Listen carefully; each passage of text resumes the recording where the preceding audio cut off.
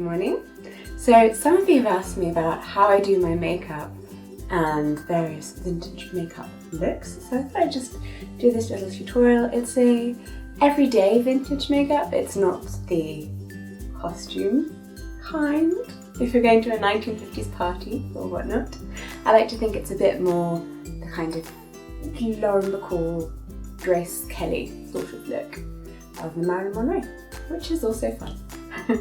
If you'd like to see more kind of party looks, going out looks, I say going out like I go clubbing, dinner party look, going to a ball, that's the type of thing I can do, then let me know and I'll be very happy to do those. I put all of the products that I use down into the description box below. If I've missed anything off, please do let me know. And I really hope you like this. If you do, give it a big old thumbs up and subscribe if you haven't already.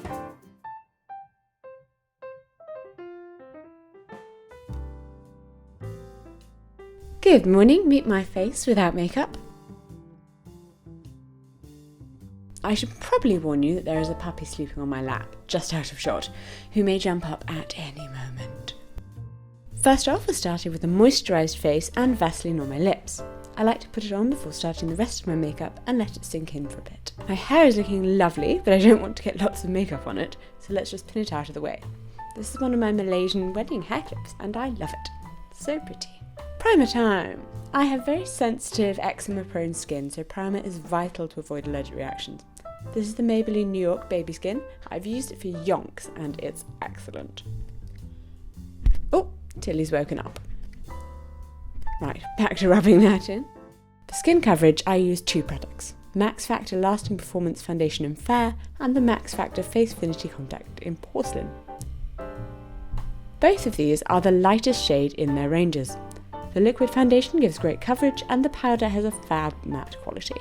I can't deal with shiny, so yes, I have to use both. Depending on how full I want my coverage to be, I use either a foundation brush or a damp sponge. The sponge is best for day looks, so that's what we're using today. Squeeze the foundation onto the back of your hand and dab away. Oh, and time to make myself look like a ghost. It does look very pale to start with, but we will add some colour on there, so don't worry.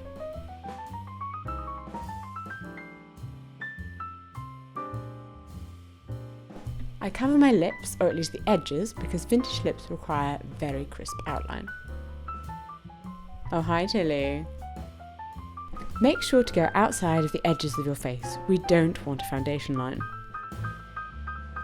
This beautiful compact colour, despite being the lightest, can be a little too dark for me in winter because I am a ridiculous human being. This lovely handled foundation sponge is excellent and was only £1 from the pound shop. Yes, one solitary pound.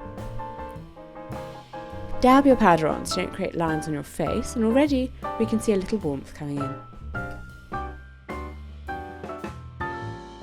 I put a light powdering on my chest so the skin colours blend nicely. Time for blusher. As you can tell, this is very well used. This is the No. 7 Apricot Blossom Powder Blusher. It's a really great warm tone. Work along the cheekbone, first from the outside. Smile to pronounce the apples of your lips and give a little swoop. I also add a little colour to the rest of my face for a bit of a slight glow. Now, eyebrows. I have very thin eyebrows, as you can see. I don't even pluck them, they're just a diddy. Oy. You might not be able to see this, but my right eyebrow is flat, while the left has more of an upwards point. And where are the ends? Where is the rest of my eyebrow? Who knows? These are my two favourite eyebrow pencils, the No. 7 Sculpting Pencil in brown with its beautiful triangular shaped end. I wear it mainly for evenings or when I fancy a darker brow. The Maybelline Brow Satin Pencil in red mahogany gives a much more natural look. One end is a precise pen and the other's filling powder. It's excellent stuff. Start with the thin pen end using quick little strokes to emulate hairs. You can stop here if you're after a very vintage thin eyebrow look.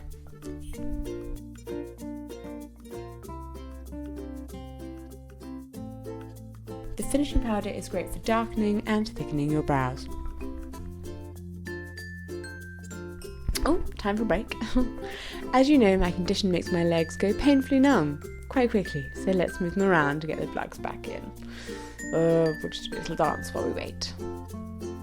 Back to work! As you can tell, I have very hooded eyes. Very hooded. So eyeshadow primer is a must. They're actually monolids. Very strong eye genes. They're like, meh, get out of here, Caucasian eye genes. Delightful.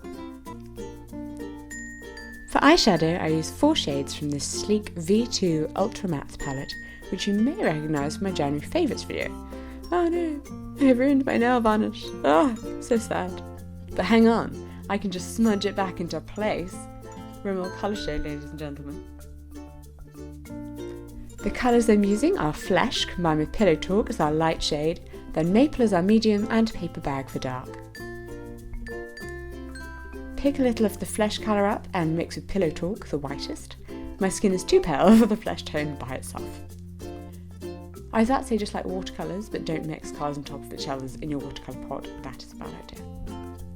Fortunately, these colours are so pigmented that they let you. Ease of use is also always the most important thing. The great problem with monolid eyes is that you can spend hours and hours doing a gorgeous eyeshadow job, but the second you open your eyes, boom, it's gone. So start with your eyes open and go from there. Blend out, add a little more to the crease, and move on to our darker shade. Oh, hang on, wiggle the legs. This number 7 Stay Precise liquid liner has been my favourite for many years. It has a gorgeous little brush applicator, it's easy to use and has great coverage. I had a little stockpile going, but now I've used that up, so I had to search for a replacement. This is the number 7 replacement, Stay Perfect Liquid Liner. But instead, I found that the tip just wipes away product as you put it on. The best replacement I found is the Max Factor Colour Expert Waterproof Eyeliner. It's not the same, but it will do. Let me know in the comments if you have any suggestions for me. Let's get precise. Normally when you hear vintage, you think big eyeliner flicks, but we're going for more of a 1940s look. Drawing on my left eye always seems to be harder because I can't feel the skin on the left side of my face, which apparently makes a very big difference.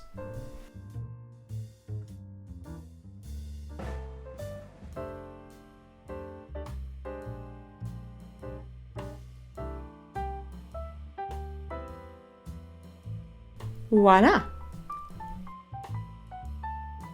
Now, for those of you wondering, yes, I do only wear one brand of lipstick. These are my 4 favourite colours, they suit the different looks that I do. For my very vintage looks, I go for number 542 Cherry Pie. And look, it's cute with my eyeshadow. I do use lip liner, but only for evening looks, so not today. Personally, I think the applicator is precise enough. I naturally have, again, very precise pointed tips to my lips, but for a good 40s or 50s look, a rounded shape suits better. Oh, I look like a Kim Possible character. I was obsessed with that show. Can you go forever?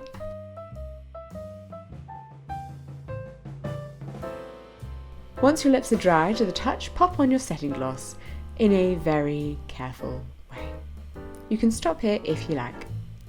Most people think the lips are the most important thing about a vintage look, but I think your upper lashes are equally important. Although mine are slightly crazy and go in different directions, so false lashes are my friends. I can't recommend any lashes for this look because I chop up all lashes I buy to make the shape I feel best suits my face. I can recommend these brands that these lashes come from though. That's Eye Candy. They make beautiful soft lashes that take very well to being chopped up. But Eyelure makes the best glue. One thing I do that's a little different is extend my lashes past the end of my eye, finishing them within the winged part of my eyeliner. Not down, wing up.